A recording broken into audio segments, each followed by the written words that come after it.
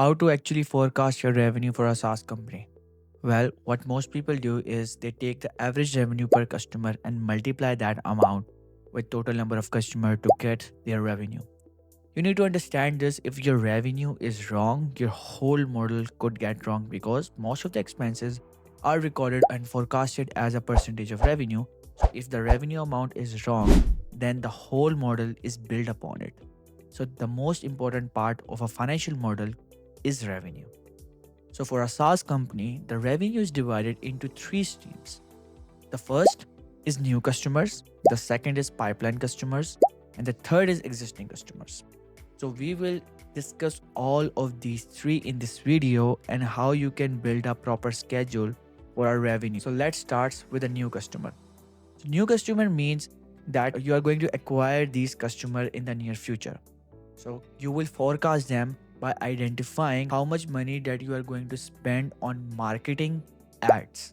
So based on that you will get leads. So based on the leads you will see that how many of the leads are then convert into actual paying customer, and from there you will get a conversion percentage. That's how you will calculate the new customers. So let's see how does it look on a spreadsheet. So right now you can see on the screen that we have a customer acquisition funnel, and on top we have a marketing spend, and then we have a cost per lead. This is how much per lead is going to cost. So we will just divide these two to get the leads generated, the number of leads that we can actually get. And then we have a two conversion rate. The first is MQL conversion rate, which is marketing qualified lead. And then we have SQL conversion rate, sales qualified lead. So these two conversion rates will get you the total customer converted, which we got is 9. So this is the new customers. And we multiply the 9 with average revenue per customer of a new, which is 850. So if we want to get a total revenue for the new customer, we will use 9 multiplied by 850 to get the total amount of new customer revenue in January. The next type of customers are pipeline customers, where most of the people get lost. Why?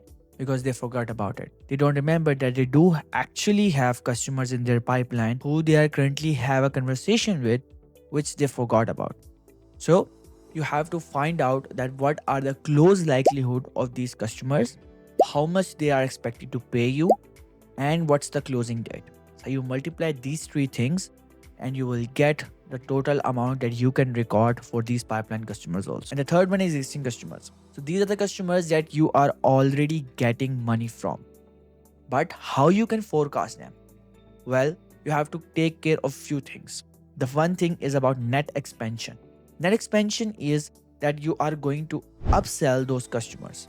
You are going to introduce them other services, and let's say your customer is currently paying you $5,000 and you are going to upsell him a $3,000 extra service, then he will be a net expansion of $3,000 for you. And the second thing that you need to care about is churn. It means that the customers are actually stop paying you and they just left you. Most of the financial analysts set the churn rate of around 2% or 1% a month. Make sure that you get this amount very realistic, because most of the customer success give you the wrong number because they don't want to look bad, right? So let's see on the spreadsheet how the whole revenue build would look like. So right now you can see that we have a revenue build in two sections. The one is customer roll forward. These are the number of customers that are currently exist. And the second is revenue build, which includes MRR, which is monthly recurring revenue, ARR, annual recurring revenue. So how are we going to calculate those? Let's see. So the first thing is to get the opening balance, opening customer balance. So we get that from our assumptions tab. So we decided that our customers, opening customers around 412.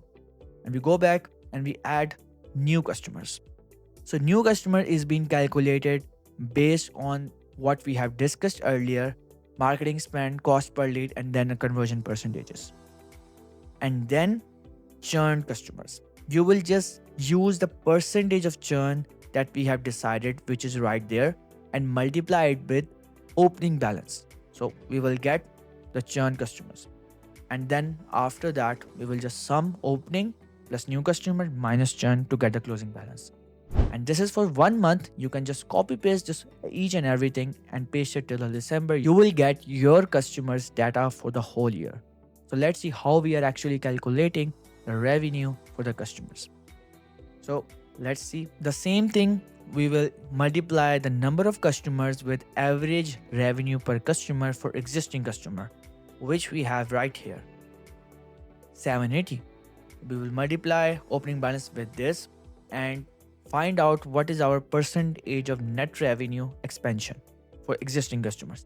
So we will take percentage of opening balance with a percentage of net expansion, which is around 0.8%. And we will get that and paste it till December to get the values from. And now we want to find out that how many new customer that we got during a month. So we will use 9 and multiply it by average revenue per customers, which is 850. So we are assuming this that all the new customer that we are actually acquiring are in the mid month, which means that we have to multiply the total value of the revenue with 0.5.